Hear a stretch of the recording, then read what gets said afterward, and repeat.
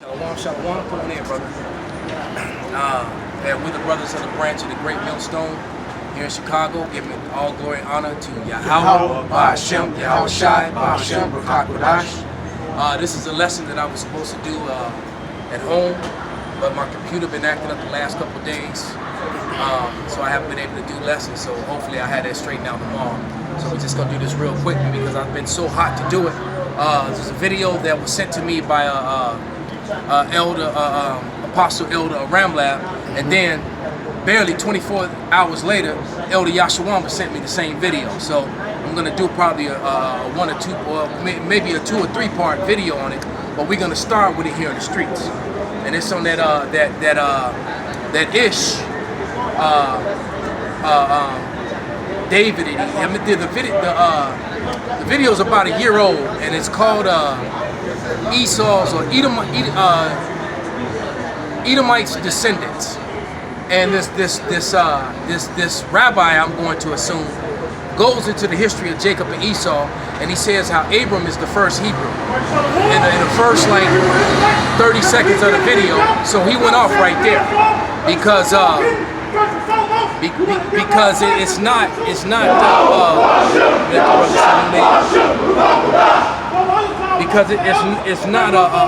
one Hebrew nation. So he went off on that. Anybody got a scripture you want to, I got this is Genesis chapter 8 verse 12. This is Genesis chapter 10 verse I'm gonna hit 21. Genesis 10:21. Unto Shem also, the father of all the children of Eber, the brother of Japheth, the elder, even to him were children born.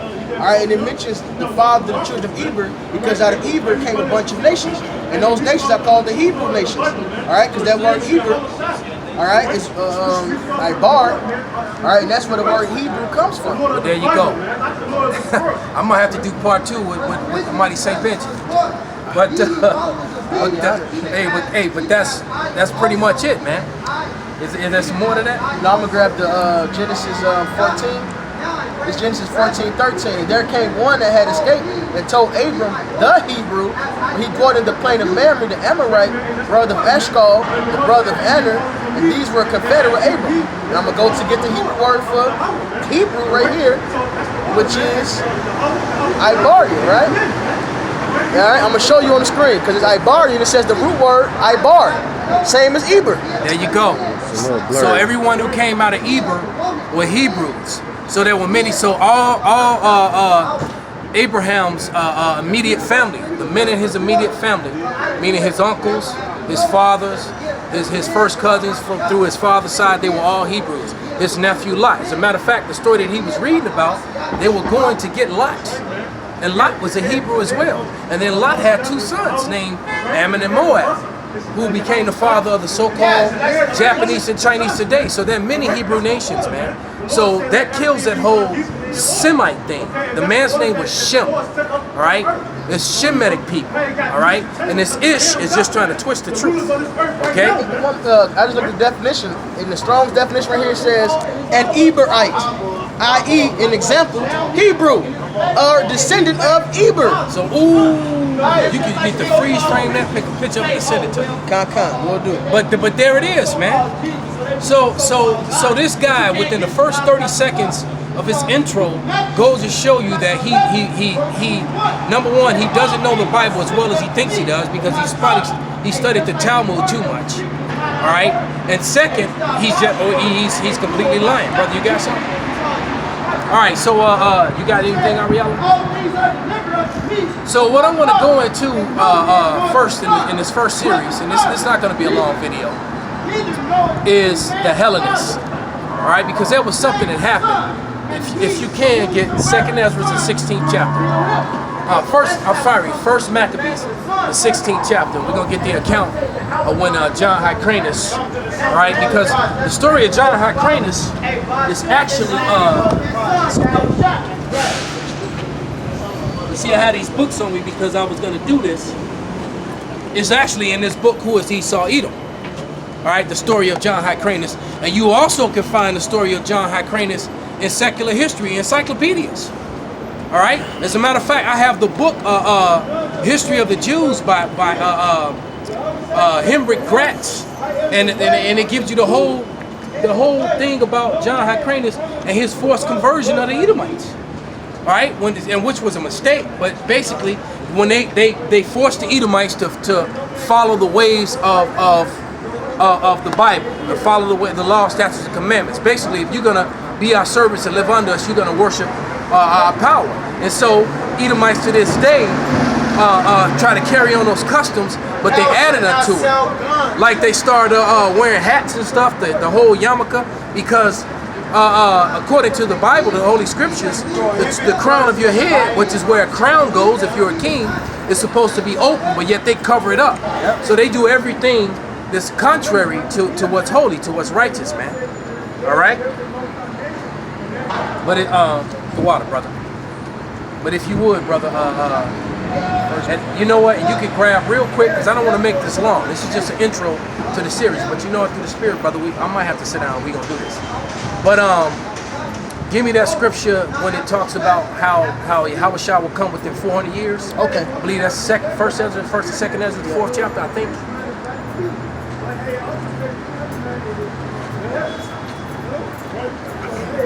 This is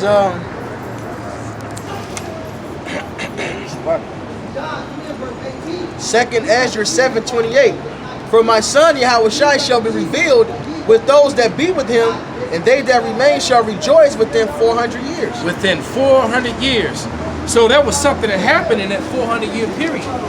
All right? There was something major that happened. And here's that history. This was the Hellenization of the Israelites, being within the Greek captivity, man. All right? These are Grecians. All right? And when you go to, there's certain words in the Bible that when you go into them, it tells you that where it says Greek, it will give you. A matter of fact, I think Acts 6:1 and Acts 9 and 29 are two of those scriptures. It'll tell you that where it says Grecians, it'll say Greek-speaking Jews when it breaks down the definition. And these were those Greek-speaking Jews. Right. And so in that 400-year period, while under the captivity and control of the Grecians, Jake was Hellenized, and they became they became Hellenized, man. And this is what happened. This is just small examples of it. All right. Anything you got, and if you could get, did you have that? Get that Acts. Go ahead. That's a good one. This is Acts 6:1. And in those days, when the number of the disciples was multiplied, there arose a murmuring of the Grecians against the Hebrews, because their widows were neglected in the daily ministration. Right. So those Grecians are talking about these people. And when you look closely at these people are so-called Negroes, man. All right. In Greek dress, speaking Greek, acting Greek, man. Okay. I got that definition for you too. All right, because Greek was translated, man. All right, so you got to think about it too, man. If the history, the way it's been told, the false narrative that Esau has told, what slave masters make pottery and statues of their slaves? These people were not slaves; they were free people, man. Even though they were under control of the Edomite government, but yet they were free. All right. This is how you get art like that, going back to the time of the Grecians, man. And these artifacts and this history got left out of school. Matter of fact, this is showing you when Greece was translated from Japhet, the dark people, to the Edomites, when Alexander took over, man. Alexander of Macedon, who happens to be Alexander through the Bible. You can trace him back to Amalek, right? And Amalek is what? The grandson of Esau. As a matter of fact, the very video that this is being made in response to is an Amalekite, one of those issues. All right? This is the Strong's number G1675 for Grecian, Hellenistas, and it says Hellenist, one who imitates the manners and customs or the worship of the Greeks and use of Greek tongue, used in the New Testament of Jews born in foreign lands and speaking Greek. Now there you go. Now zoom in on these images of these coins of these Hebrews speaking Greek that were living in Greece, man. All right? You can't get around this, man. Okay? You can't get around it. Matter of fact, if you're wondering about the book, this book is called The Images of Black and Western Art. Okay? But it's showing you all these black people in Greece who were not slaves, who were free people living under the Greekish fashion. Why? Because there was 400-year period when Alexander took over, and then the Maccabees rose up and fought and brought a lot of people back to the ways of the Bible, man, back to our customs. Matter of fact, do you have that verse 16, brother? Chapter 16, you can start at verse 1. First Maccabees 16 and 1, it says, Then came up John from Gazara and told Simon his father what Sandibius had done. Wherefore Simon called his two eldest sons, Judas and John, and said unto them, I and my brethren and my father's house have ever from my youth unto this day fought against the enemies of Israel, and things have prospered so well in our hands that we have delivered Israel oftentimes. But now I am old, and ye, by the Most High's mercy, of a sufficient age, but ye instead of me and my brother, and go and fight for our nation. Right. So basically, the hierarchy, because first we had already lost Mattathias, the father of Judas Maccabees, and then all you had now was left was Judas, Jonathan, and Simon, and now Judas and Jonathan are dead, and now Simon is old, so he's leaving his sons in his stead. All right. Okay, it was basically, and that was the Hasmonean dynasty.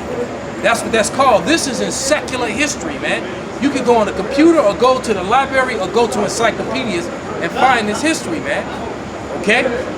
All right? And what did they do? They convert, because basically what this Edomite is trying to do, it's that same old battle, man.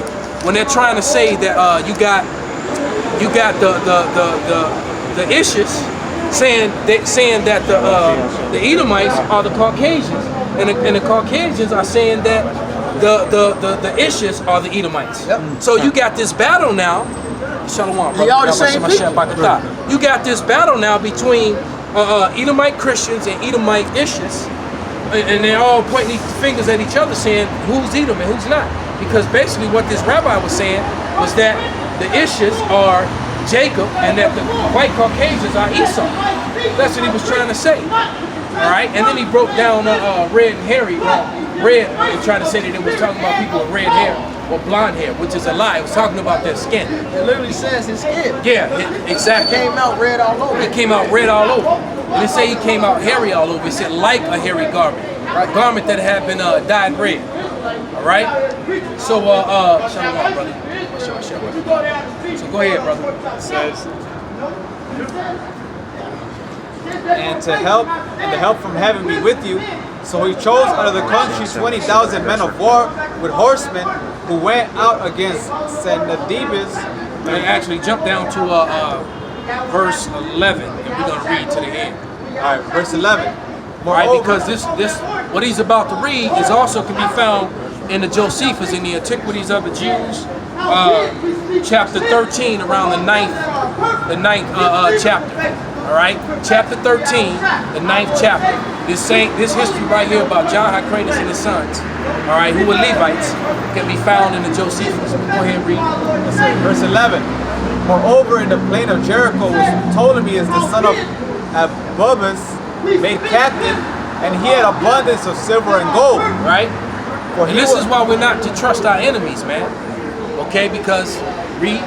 For he was the high priest's son-in-law. Because why? Because when he converted, one of the mistakes he done, when he converted them Edomites to our ways of life, he married his daughter unto them. That's against the law. All right, and he says in Romans 15:4, it says the things that are written aforetime for our learning.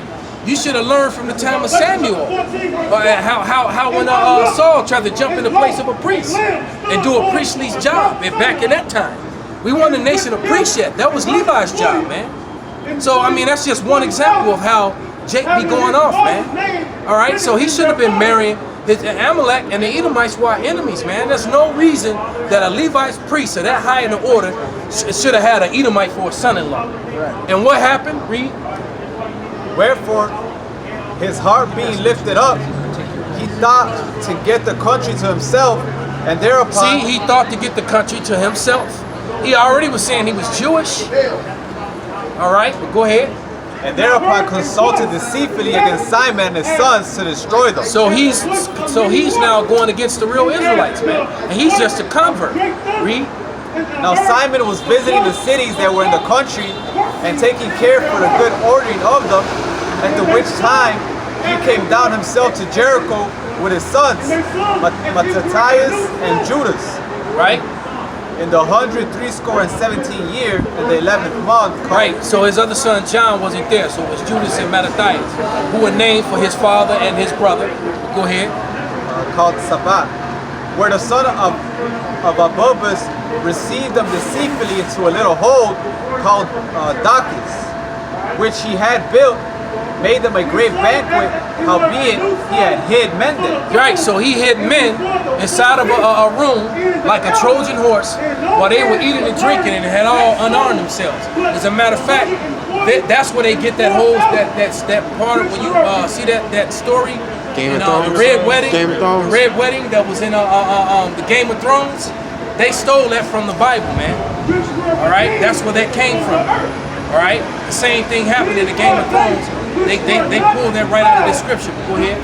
So when Simon and his sons had drunk largely, Ptolemy and his men rose up and took their weapons and came upon Simon into the banqueting place and slew him and his 2 sons. So they waited for them to be drunk, and then they slew him and his sons, man. All right, go ahead. The servant of his servants. And then what happened after that? We can fast forward to the future. Herod was now in control. A whole different race of people now controlled of Judaism. All right, so now you got these other people referring to themselves as Jewish. Now you have the Herodian dynasty, which was what? Set up by the Romans, who were what? Edomites. All right. Okay. The proof of that, we're going to go into this book. This is the Roman Empire of the Edomite, 1853, by William Beeston. William Beeston is a Cambridge scholar, man. Hey, if this guy came to Chicago today, they would pay this man thousands of dollars to speak. But now all of a sudden, this Cambridge scholar doesn't know what he's talking about. Okay? So, you got something, brother? You got something, Ariella? Yeah, I was holding for that Acts 29 when you quote on the Grecian, when you go into definition, it lets you know that. This is Sirach 12 and 10. Never trust thy enemy, for like his iron rusted, so is his wickedness. Though he humble himself and go crouching, yet take good heed and beware of him. And you know Ptolemy was all welcoming and bowing to him, set up the drinks and the table, the food. They ate good. Well, at least he fed them and gave them good wine before he killed them. You know? Right. Right, don't give me cheap wine and bad food. Right. But there you go. That's a perfect example. Because you like Elder Apostle Gabar said, you have to envision the scriptures, man. So when he received them in, you know, they came in, they're mighty men, man. They had on their swords and their armor and they, you know, and they waited for them to get nice. And they had some men go over and grab their swords and run away with them while the other man ran in with swords and put them to death, man. It was. Right, you waited for some men to get nice. Yeah, you waited for them. But see, it's like that video of that dude doing jiu-jitsu on people when they don't know. Right. Yeah. And he said, I like it when my opponents don't know that they're in the fight. Right. It helps keep my undefeated record. Right, you go to shake his hand and I started doing jiu-jitsu on you, man. All right, but hey, that was Esau, man. You know, you're in a fight with him when you don't know you're in a fight.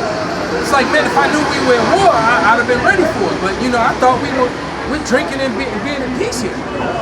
You know, and now you jumping out the ceiling to come out of hole stabbing people. You know? Though he humble himself and go crouching, yet take good heed and beware of him, and thou shalt be unto him as if thou hast wiped the looking glass, and thou shalt know that his rust have not been altogether wiped away. Right, so no matter how Esau, you can match that up right with what you can't make something that's unclean clean. Right. Esau can't be cleaned up, man. They're always gonna be the wicked. All right, I don't care how nice they are to you. Okay. And if an Edomite's too nice, you might want to check his lineage. He may not be Esau, man. Oh, he doing this right here. Or he doing that right there. Hey, this next verse. Set him not by thee, lest when he hath overthrown thee, he stand up in thy place. And did not the scriptures say that he wanted to take the country for himself? That's right. Is there more to that, brother? Because we're going to wrap it up.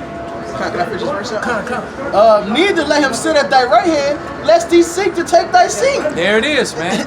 And go back to the way it says that he wanted the country for himself. That's a perfect precept. I got to remember to match those two up. It says, verse 13, 1 Maccabees 16 and 13. Wherefore his heart be lifted up, he thought to get the country to himself. Right, read that. Sirach 12 and 12. Set him not by thee, lest we have overthrown thee, he stand up in thy place. There it is, man.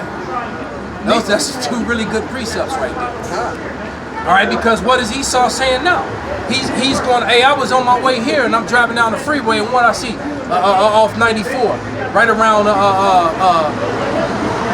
around Armitage, a big image of Cesare bullshit. It's talking about Jesus loves you or some bullshit. So now they're claiming they're claiming to be the people of the Lord, and they're not. They're the Hebrew Edomites, man. All right, point blank, period. You got one, brother? This is Sirach 13 and 4. If thou be for his prophet, he will use thee. But if thou have nothing, he will forsake thee. If thou have anything, he will live with thee. Yeah, he will make thee bear and will not be sorry for it. If he have need of thee, he will deceive thee and smile upon thee. Which is what he was doing. Yeah, like he was probably bowing. Yeah, down. he was bowing. Right this way. He had the best seats in the house. Finest of the wine. Right. He brought that good wine out too. Yeah. Because he got them nice. He brought out the good wine. And I'm pretty sure he had someone, he probably said, never let him see the bottom of his cup. All right? Because I remember being in a bar where the bartender was one of my students. All right? And she gave that order. Never let him see the bottom of his cup. It's like every time I had it's like, damn, didn't I just finish this? Man, I got so drunk that damn night. but yes, I never saw the bottom of my cup because every time I thought I finished it, it was another, I had a fresh, I'm like, damn. Right? And I'm sure that's what he did. He had someone go around and they just kept pouring the wine. They ate real good. I'm sure they had fruit and lamb and, you know. If he have need of thee, he will deceive thee and smile upon thee and put thee in hope. He will speak thee fair and say, what one is thou? Man, damn devil, man. You got something, Ariel? Just to get the point that you had hit in the Corinthians about prophesying with your head covered. Come. This is 1 Corinthians 11 and 4. It says, every man praying or prophesying having his head covered dishonored his head. Right, so they're not the people, man. That goes to Wisdom of Solomon 2nd chapter. And they're the Edomites, because Ezekiel 36 tells us Edom will be the one to take our land. Edom will be the one to take our heritage, all right? So they're the wicked, according to Malachi 1 and 4. And Wisdom of Solomon 2 says it plainly. They are a clean contrary. So the fact they do that, the fact they do everything, they got gay parades, Rainbow City in our land, they're not the people, man. They Edomites, That's man. right. Plain and simple. Plain and simple. Hey, so with that, we're going to give all praise and glory and honor to Yahweh, Ba'ashem, Yahweh Shai, Ba'ashem, Ba'akadash. Ba.